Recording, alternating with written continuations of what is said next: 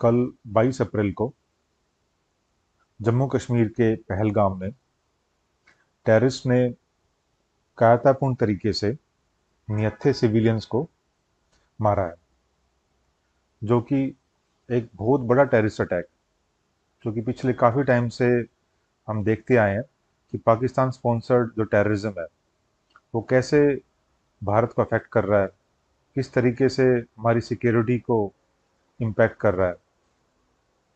तो हम सभी भारतीयों के लिए एक तरह से यूनाइट होने का समय है कि हम टेररिज्म का सामना किया जाए। इसमें एग्जाम पॉइंट ऑफ व्यू से अगर देखें तो सिक्योरिटी इश्यूज के रिगार्डिंग डिस्कशन बनता है, जो कि हम आने वाले कुछ दिनों में करेंगे कि कैसे टेररिज्म को इंडिया फेस करे, क्या अपने इंडिया के पास पॉलिसीज है टेररिज्म को काउंटर करने के लिए। जो स्टेट स्पॉन्सर टेररिज्म जो कि पाकिस्तान कर रहा है उसको कैसे रोका जाए, इंटरनेशनल लेवल पे, डोमेस्टिक लेवल पे किस तरीके से भारत इसका सामना करे। आज 23 अप्रैल की न्यूज़ में अगर हम देखें तो सबसे पहले हेल्थ के अंदर एक टॉपिक है आपका, इंडियाज फाइट अगेंस्ट अनीमिया। तो अनीमिया के अगेंस्ट भारत की कैसी फाइट है, तो हमने एक शॉर्ट नोट्स हैं बेसिकली। तो एक शॉर्ट तरीके से हम इसका क्विक तरीके से रिवीजन करेंगे और पढ़ाई करेंगे। तो एक 666 स्ट्रेटेजी है, 6x6x6 स्ट्रेटेजी। तो यानी 6 तरह के बेनिफिशरीज हैं, जैसे कि pregnant and lactating mothers, infants, under 5 age के जो बच्चे हैं।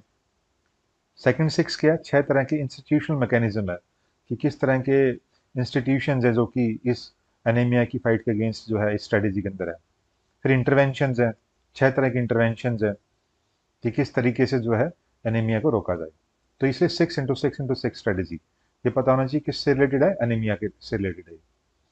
एनीमिया में होता क्या है, लो लेवल ऑफ हेमोग्लोबिन रहता है, और ये होता क्यों है, mainly from the iron deficiency. ठीक है, आयरन डेफिशिएंसी की कमी की वजह से मेनली होता है। वल्नरेबल ग्रुप कौन सा है, प्रेग्नेंट लेडीज, इन्फेंट्स, ये वल्नरेबल ग्रुप है इसका। फिर अपने यहाँ पे कौन सी स्कीम या पॉलिसीज है, एक अनीमिया मुक्त भारत, ठीक है, एक ये चला रखा है। फिर हमारा पीएम सुरक्षित मातृत्व अभियान, ये हमारा एक अभियान है एनीमिया के against. Then weekly iron and folic, ठीक है, वीकली आयरन फॉलिक एसिड जो टेबलेट्स हैं वो दी जाती हैं। तो ये था regarding India fight against anaemia.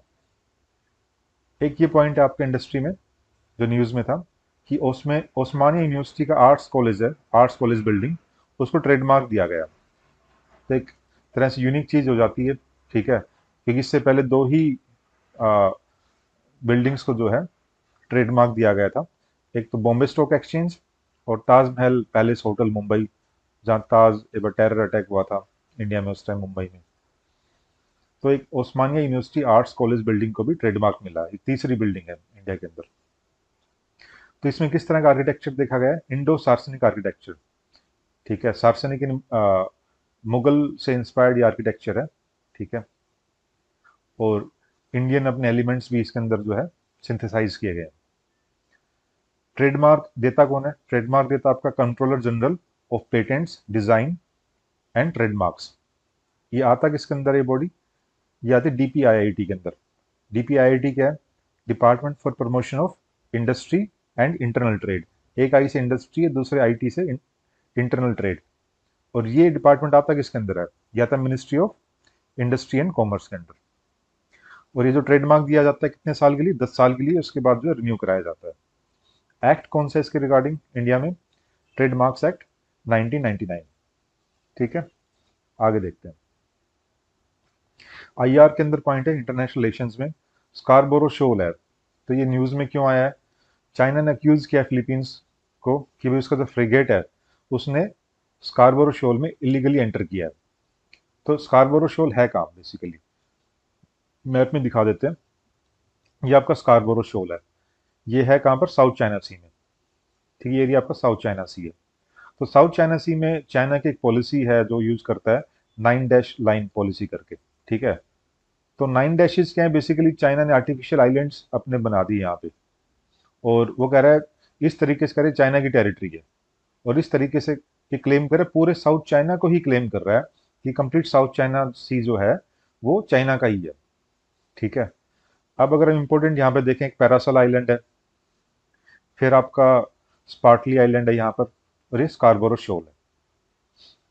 ठीक है, तो इस तरीके से ये न्यूज़ में रहा है। ये रेड जो डॉट्स हैं, ये डॉट्स हैं कि चाइना जो टेरिटरी क्लेम कर रहा है, तो देखो कंप्लीट साउथ चाइना सी को ही ये क्लेम कर रहा है।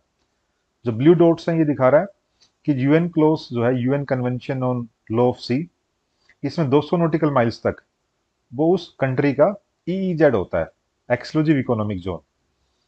तो इस तरीके से देखा जाए तो इतना एरिया जो है यहाँ पर इसका, फिलीपींस का यहाँ पे, ठीक है, यहाँ ब्रुनई, इधर वियतनाम, तो लेकिन चाइना नहीं मानता, चाइना कहता है भी सारा ही मेरा है। ठीक है, यहाँ देखो, अगर हम देखें साउथ चाइना सी की इम्पोर्टेंस क्या है, काफ़ी इम्पोर्टेंस है, आपको ब्रीफ में पता होना चाहिए। यहाँ पर मरीन बायोडाइवर्सिटी काफ़ी रिच है। ठीक है, सेकेंडली ओशनिक रिसोर्सेज, ठीक है, ओशनिक रिसोर्सेज काफ़ी है, फिशिंग ग्राउंड है। इसके अलावा ट्रेड, सबसे इंपॉर्टेंट क्या, ट्रेड जो है, देखो यहाँ मलक्का स्ट्रेट है। ठीक है, मलक्का स्ट्रेट से जो है, और ये साउथ चाइना सी से अराउंड $3.5 ट्रिलियन का ट्रेड एनुअली पास करता है। तो कितना इंपॉर्टेंस है ये ट्रेड एंड कॉमर्स के अंदर ये। ठीक है, तो इन्हीं को देखना है कि इसकी इंपॉर्टेंस क्या है। ये बेसिकली आपको ज्योग्राफिकल लोकेशन से आइडिया होना चाहिए कौन कौन से कंट्रीज लगते हैं यहाँ पे, किन कंट्रीज के साथ में चाइना का डिस्प्यूट है। ईस्ट चाइना सी में जापान के साथ डिस्प्यूट है चाइना का, और साउथ चाइना सी में इनके साथ है, वियतनाम के साथ, मलेशिया के साथ, ब्रुनई के साथ, ठीक है, फिलीपींस के साथ, इस तरीके से। एक टुवालू कंट्री है, ये न्यूज़ में आया था, कहाँ पर है, यहाँ पर है, क्या था कि फर्स्ट एटीएम आया है। तो देखो कितना अजीब बात है, इस जमाने में पहला एटीएम खुला है इस देश के अंदर। तो ज्योग्राफिकल पॉइंट ऑफ व्यू से हमें पता होना चाहिए टुवालू जो है कहाँ पर, ये पैसिफिक ओशन में है। ठीक है, आसपास के कंट्रीज और देख लो, यहाँ ऑस्ट्रेलिया लगता हुआ है, यहाँ न्यूजीलैंड है। ठीक है, छोटे देखते हैं, सोलोमन आइलैंड्स है यहाँ पे, ये किरिबाती है यहाँ पे, ये माइक्रोनेशिया है, पापा न्यू गिनिया है, मार्शल आइलैंड्स है यहाँ पे, ये फिजी है, यहाँ टोंगा है। तो एक बार ब्रीफ में आपको आइडिया होना चाहिए कौन कौन से इंपॉर्टेंट आइलैंड्स जो है पैसिफिक ओशन में लगते हैं। नेक्स्ट देखते हैं, ग्रीन क्रिप्टो माइनिंग की रिगार्डिंग है न्यूज ये। तो ग्रीन क्रिप्टो माइनिंग जो भूटान स्टार्ट कर रहा है, तो देखो क्रिप्टो माइनिंग होती है, जो क्रिप्टो करेंसी की माइनिंग होती है जिसको बनाया जाता है, तो उसके लिए बेसिकली काफी ज्यादा पावर सोर्स, एनर्जी चाहिए होता है इलेक्ट्रिसिटी के रूप में। अब वो इलेक्ट्रिसिटी अगर आप कोल बेस्ड होगी तो अनसस्टेनेबल है ना, इतना कार्बन एमिशन होगा, एनवायरनमेंट को नुकसान है। लेकिन भूटान कह रहा है भी हम ग्रीन क्रिप्टो माइनिंग करेंगे, जो एनर्जी जो होगी वो रिन्यूएबल सोर्स से होगी। रिन्यूएबल सोर्स में भूटान क्या यूज करेगा, हाइड्रो पावर यूज करेगा। ठीक है, तो क्या होगी, ग्रीन क्रिप्टो माइनिंग। पता होना चाहिए ग्रीन क्रिप्टो माइनिंग होती क्या है, और भूटान जो है इसको स्टार्ट कर रहा है यहाँ पे। तो बेसिकली और भी एनर्जी सोर्स यूज किए जा सकते हैं, सोलर है, विंड है। ठीक है, तो ये भी आपकी, अगर वो भी यूज किए जाएंगे तो भी क्या होगा, ग्रीन क्रिप्टो माइनिंग। एनवायरनमेंट के रिगार्डिंग एक पॉइंट है, एशियाटिक लाइन का सेंसस जो है वो किया जा रहा है। कौन कर रहा है, गुजरात फॉरेस्ट डिपार्टमेंट, हर एक 5 साल में होता है ये। ठीक है, यहाँ पर एशियाटिक लाइन्स कहाँ पाए जाते हैं, गुजरात में मिलते हैं, गिर फॉरेस्ट नेशनल पार्क है वहाँ पे। ठीक है, आईयूसीएन में स्टेटस क्या है, वल्नरेबल आईयूसीएन में स्टेटस एशियाटिक लाइन्स का। ठीक है, सो ये हमारा आज के करंट अफेयर्स है, शॉर्ट में हमने किए हैं। देखो 8 से 10 मिनट के अंदर आप जो है एक दिन का करंट अफेयर्स आप रिवाइज कर सकते हो, पढ़ सकते हो, नोट्स आपको मिल जाएंगे। सो आज के लिए इतना ही। Thank you. जय हिंद, जय भारत।